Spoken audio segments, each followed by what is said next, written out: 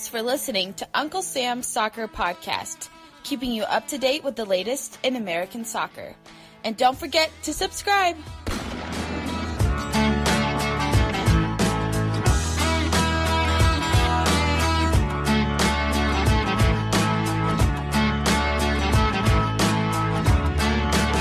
Hello everyone, welcome to Uncle Sam's Soccer Podcast. My name's Steven Jotter, and joining me as always is Jake Watroba and Arman. On today's episode, the Los Angeles Galaxy and the Seattle Sounders drop points, our NYCFC flying under the radar, plus Arman's 2 stars and 1 sucker. Now listeners, hit that subscribe button, leave us a 5-star review, follow us at Uncle Sam's Soccer Pod. Make sure you come back for tomorrow's episode. We have a special interview with Rochester Rhinos president and chief soccer officer, Pat Ercole. Stay tuned for that.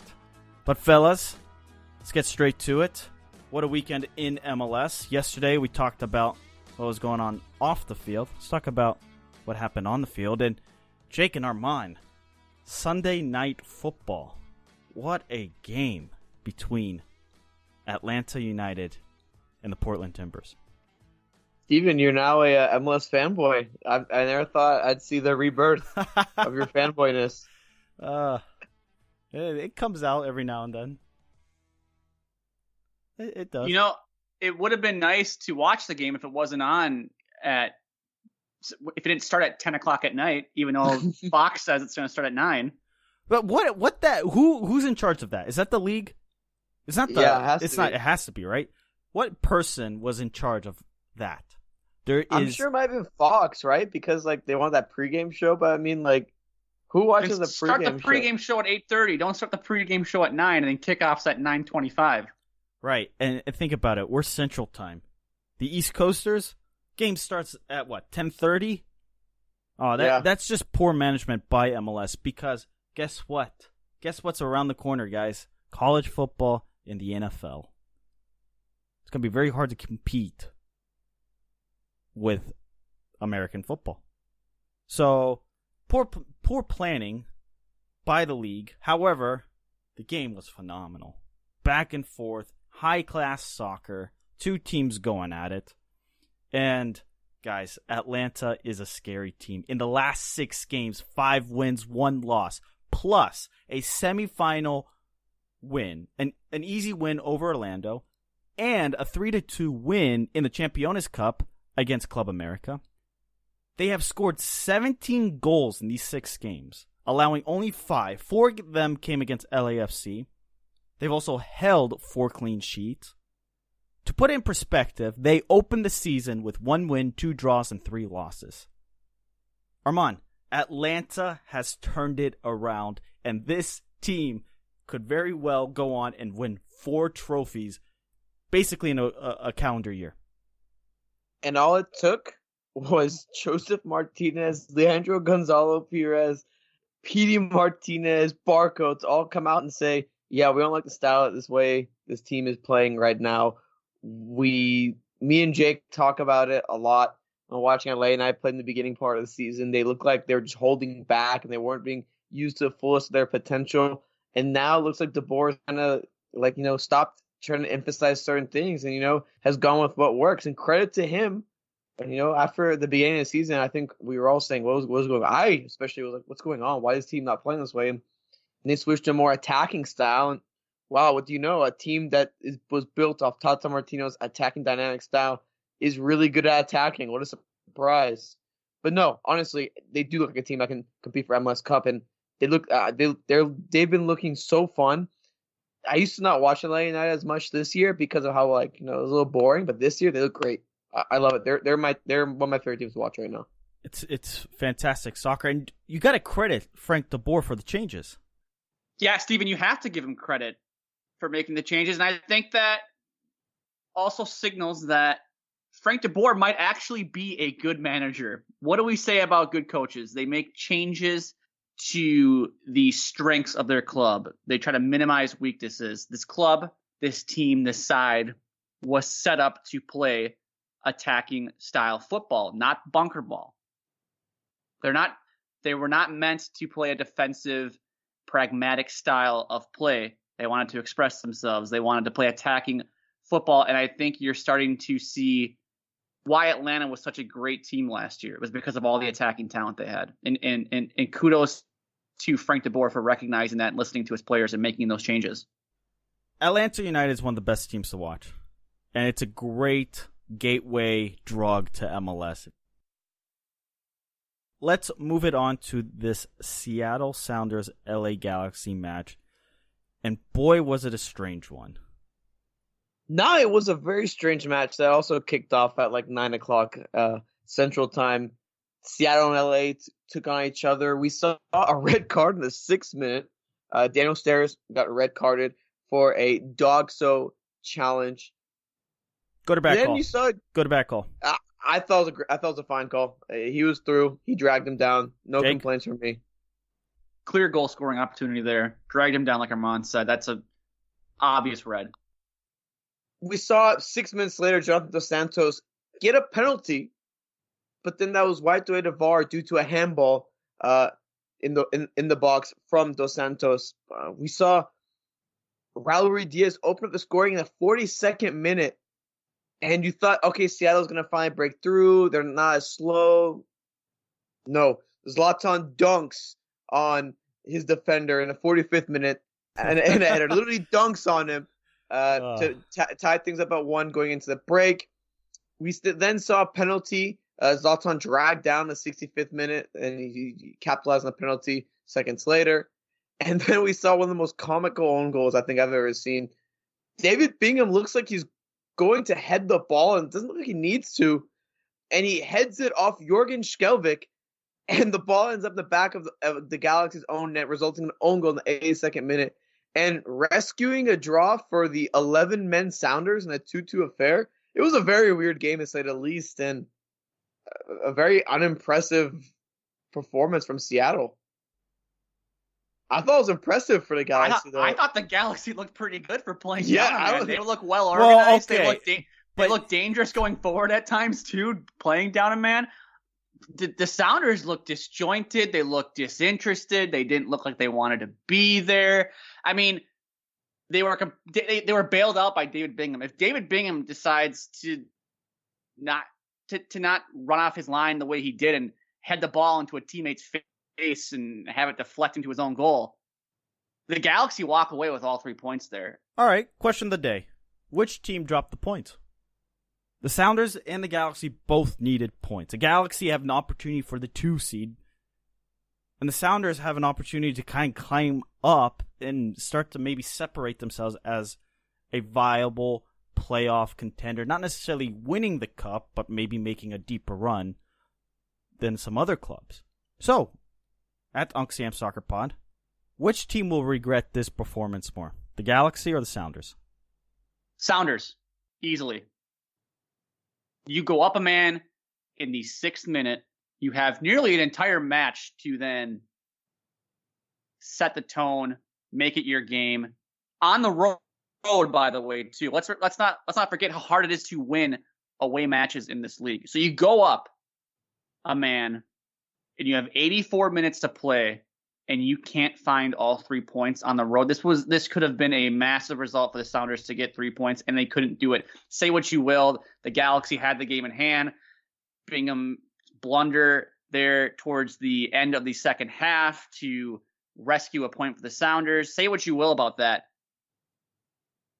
The Sounders needed to get 3 points as soon as they went up a man, and they couldn't find they couldn't find 3 goals in them to win the match. And that, to me, I think they're going to look back at this match in a few weeks and go, damn, how did we not beat the Galaxy there?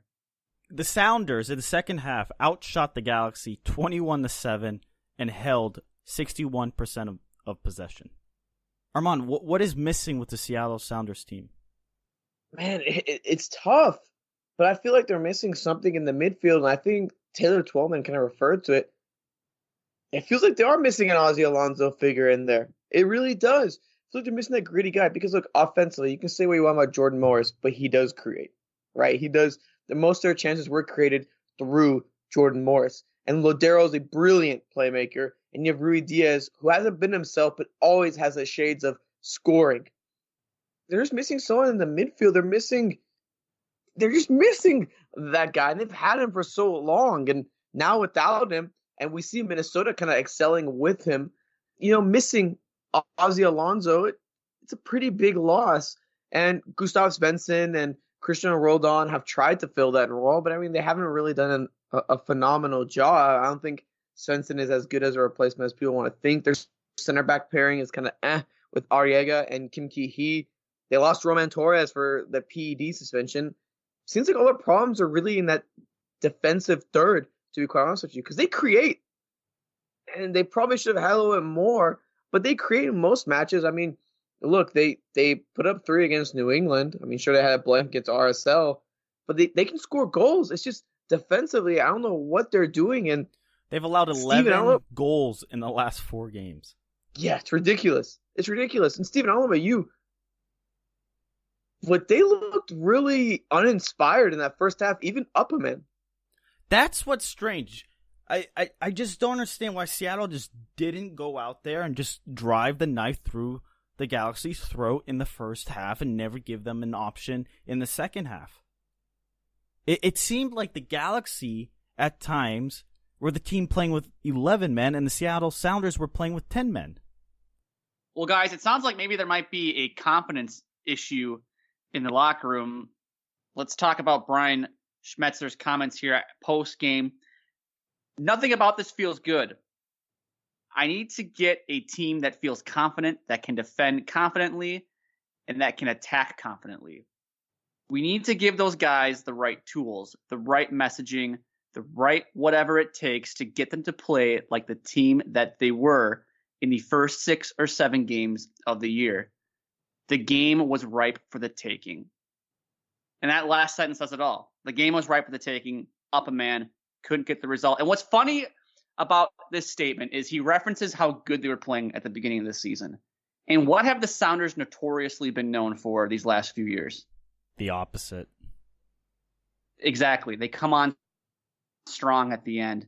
What was it last year? Was it last year they were one of the worst teams in the West in like July? I think it was 2016 when they won MLS Cup. And they were one of the worst teams in the summer, and then all of a sudden, bam, rattle off. They just go on this unbelievable run, rescue their season, go on a tear in the playoffs, and hoist MLS Cup. Actually, I want to quickly, guys, let's talk about the Galaxy. Any missed opportunities there for them? Because I genuinely believe they screwed up here. David Bigham might have cost them the second seed. We talked about it yesterday on the show, the importance of matches like this. There's more pressure to perform well and get the 3 points. Ibra carried the team, got the 2 goals. And LA needed the 3 points because they're going through a tough schedule. They have Cruz Azul in the League's Cup, LAFC at the California Stadium, and then they have another date with Seattle in Seattle. They could have used the 3 points to kind of give them a little bit more of a cushion. No, now they're stuck in this 5 points wild west, and they could easily be the 7th seed or they could easily be the 2nd seed. I mean, I guess I'll start here. Minnesota has the second toughest schedule. I should say the second toughest remaining schedule in MLS to close out the season. So the Galaxy will have more opportunities to climb up the table. And while, yeah, you can say they may have shot themselves in the foot with an early red card there in the match. I want that motorcycle to go by so you can clip it out. 3, 2, and 1. When you go down a man, expectations change in the match. And while they were up 2-1 midway through the second half, I still think a 2-2 draw is a good result for them there against a Western Conference foe. I look at like we've been bashing the Sounders. I think this is all on the Sounders. I think they completely blew an opportunity to pick up 3 points in the road. The Galaxy held the advantage. They were up 2-1. And if it weren't for David Bingham's dumb blunder, we'd be talking how the Galaxy got 3 points with playing with 10 men from pretty much the get-go.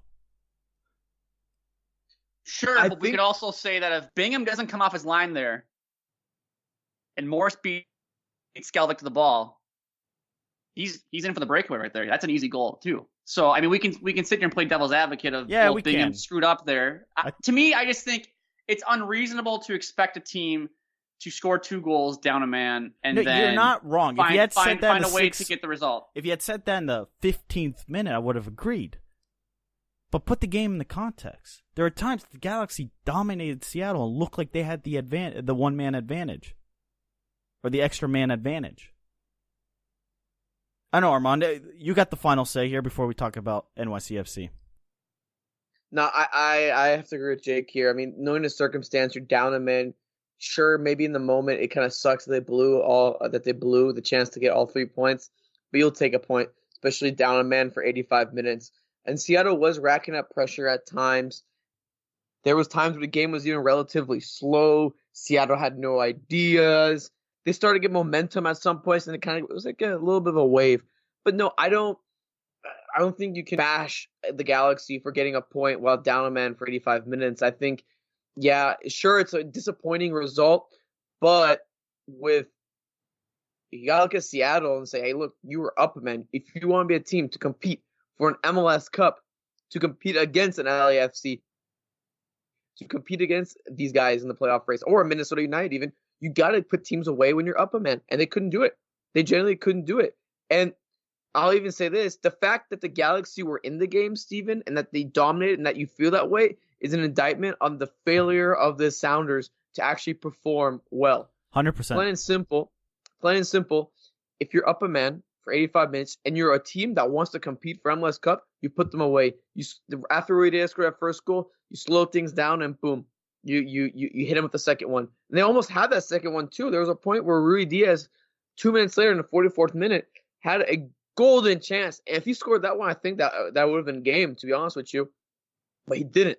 You got to put away the chances. That's what you got to do. And let's not forget, Bingham bailed out the Galaxy at the end there late in the match when Ruidíaz had that shot right at the top of the box that Bingham made that diving save across the mouth of the goal and parried it away.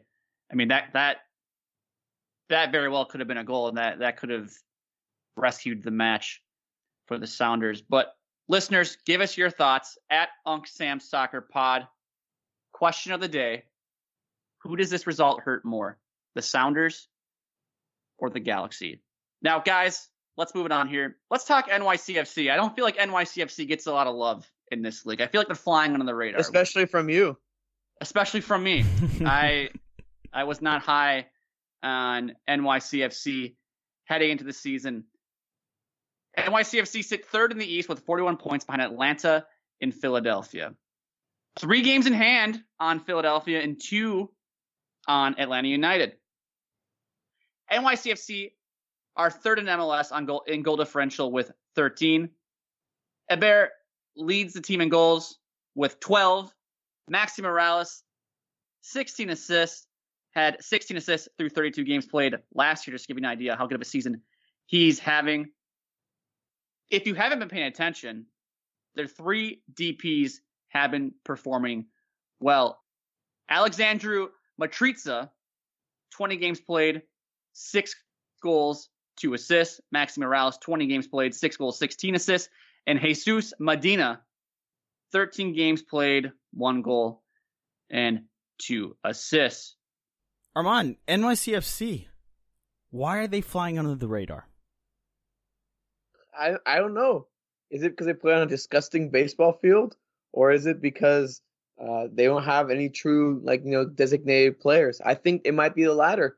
They don't have any, quote-unquote stars on the team, but they're all performing really well, and they play actually really brilliant football. They actually play entertaining football. Guys, let us not forget, Dominic Torrent was Pep Guardiola's right-hand man at City. This guy isn't a bum, which, all the MLS pundits wanted to make it sound like he was a bum. But they don't have superstars out there playing week in, week out. You have a guy like Tati Castellanos, who's their winger, He has 9 goals, 5 assists. If you attach like a different name on him, I think you get a different story. They're flying completely under the radar, and their midfield has been really good since friend of the show, Keaton Parks, has been added to the starting 11. They're starting to play more possession-based football. And we talked about the addition of Aber and adding a clinical finisher to replace David Villa. And then you have Tati Castellanos coming in, who was really poor at the end of last year. And it seems like he's playing with so much confidence, so vibrant play. And you have a guy like Mitriza, who he hasn't been really living up to his name as this DP, but he has been excelling really well, and he has potential to, score at any instance. I think all these things can add up, and I think, like you've been saying, Steven, the lack of a DP notoriety name has kind of let them fly under the radar. They don't have like superstar U.S. academy players like FC Dallas. They don't have DPs like Carlos Vela in LAFC or PT Martinez in Atlanta United. But they're performing really well. It's almost the best I've seen them play since before Patrick Vieira, where he left for Nice a year back. Jake, you have similar thoughts. The lack of superstar pretty much forces NYCFC to be under the radar because people just like star power, and NYCFC lack that. Correct, Steven. I question how good was this team before the season started. I believe we had this on record, actually, of me saying, are they even good? Well, actually, since you mentioned that, let me toss this up. Did some research, did a little maths. Since July, 5 wins, 4 losses. And this math does not include Portland's loss to Atlanta. The 4 losses include Portland, Red Bulls, RSL, and Atlanta. You combine those 4 teams, a plus 27 goal differential and a point per game of 1.55. Their wins haven't come up against the best teams either. Seattle, Colorado, SKC, Houston, and FC Cincinnati. You do the same math on that. A goal differential of minus 55 and a point per game of 1.13. This team in the last 9 games, although they are flying on the radar, and yes, they have the 3rd best goal differential in MLS, and Maxi Morales has 16 assists, and they're performing well, and they have the 3 games in hand against Philadelphia and the 2 games in hand on Atlanta could very well put them top of the table in the Eastern Conference. But I am not too sure, because when the teams get really good, it seems like NYC will lose, and when the teams are crap, they beat up against the crap teams. A lot of those losses against good teams are on the road, too. Sure. You're not wrong. It looks like 3 of the 4, right? Is that what it looks like? Yep. Yeah, Portland at home, Red Bull away, RSL away, Atlanta away.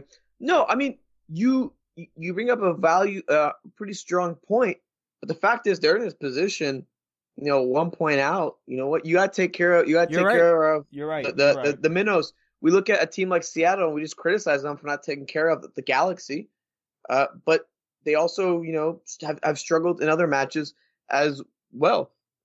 But Arman, the remaining schedule is somewhat scary for NYCFC. Right. They play Columbus at home. They play Red Bulls in the Hudson River Derby at home. Then it's at Vancouver, which is not that scary. Then New England, Toronto, San Jose, at Dallas, Atlanta, at New England, and at Philadelphia. That at Philadelphia matchup is going to be very interesting. But that's 8. You're right. That's 8 playoff contenders right there. In 10 games. Yikes. Look, you to be the best, you got to beat the best. And you know what? Those 2 games against New England are going to be huge.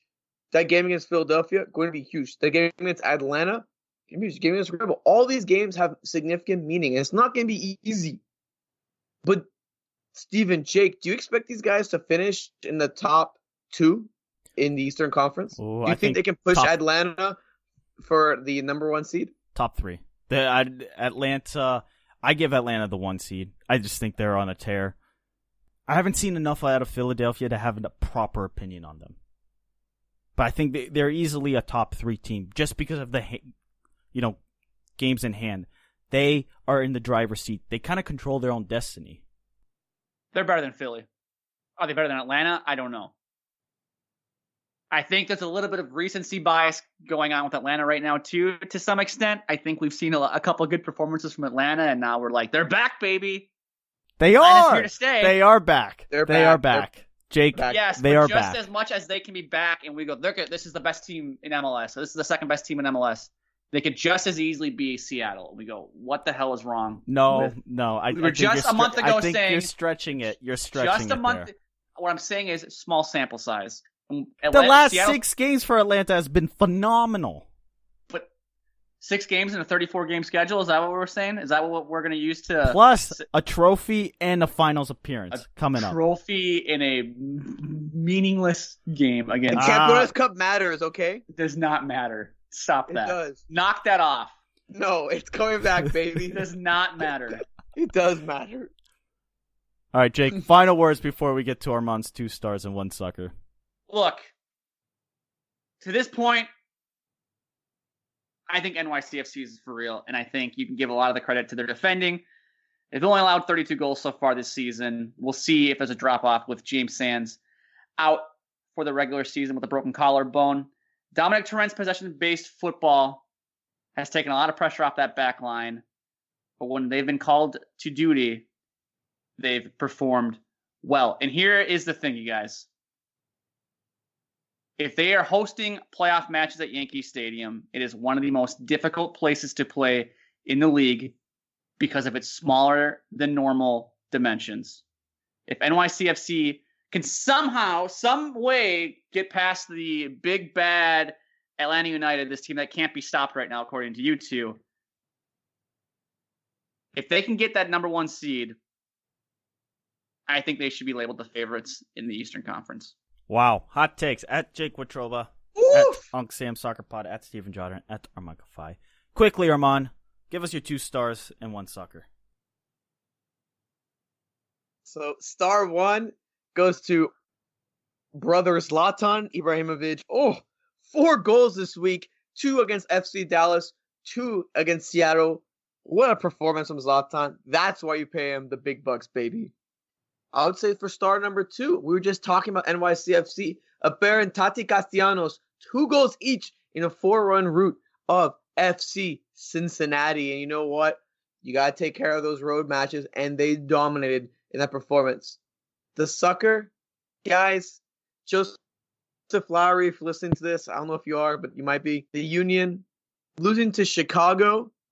How can we consider the 1 seed and do that? You can't. You can't. They lost 2-0 to the Chicago Fire. Up a man for 45 minutes and couldn't get a goal. Like Seattle, how we're roasting Seattle, we got to roast Philadelphia. Come on, Union. Are you a fake number 1 seed? I think you are. I think you're a catfish. If I'm an MLS team, I want to play the Philadelphia Union in the Eastern Conference playoffs. They're a catfish. It's like that girl. You look at her, wow, she's beautiful. And then you see her in real life, and you're like, oh my God, what did I just get myself into? Wow. This is the Philadelphia Union. Do not buy into the hype. What personal story happened to? This is personal story time. Look, man. Tinder is a hell of a drug, okay? Tinder is a hell of a drug. You end up on there, you meet some beautiful girl named Amy, and she's actually looks more like a Michael. And you're like, oh. Does she have an Adam's apple too? Yep. All right. Don't get catfished on Tinder, guys. All right. We got to wrap now. We're wrapping. That's it for today's show. Listeners, question of the day at Unc Sam Soccer Pod. Back to our Seattle Sounders LA Galaxy discussion from earlier. Who does that draw hurt most, the Galaxy or the Sounders? Let us know on Twitter at Unc Sam Soccer Pod. You can follow the show on Twitter. I've said it 1,000 times at Unc Sam Soccer Pod. You can follow Steven at Steven Jodder, and you can follow Arman Kafai at Arman Kafai. You can follow myself at Jake Watroba. For Steven, for Arman, I'm Jake. Don't go sliding into Arman's DMs to catfish him because he will fall for it. We'll talk to you guys next time.